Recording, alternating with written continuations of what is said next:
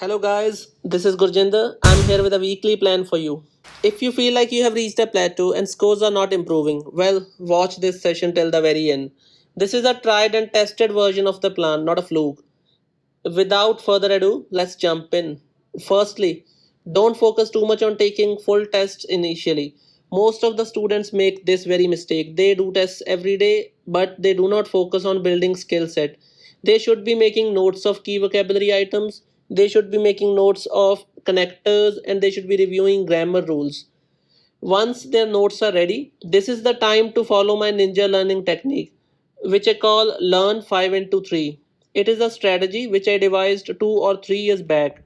In this strategy, a student should learn a variety of things every day. By things, here I mean 30 words, 5 grammar structures, 10 connectors, and 5 phrases. To learn them, you should fill 5 pages 3 times a day. Isn't it simple? It's not a rocket science, guys. Give it a try. Be consistent with it, and you will surely find it useful. One final tip, your goals must be realistic. If you are getting 15, your goal should be 18, not 30. To end the video, there is an announcement. If you have been preparing for IELTS for a month or two and finding it daunting, good news for you. I have created a weekly plan for you.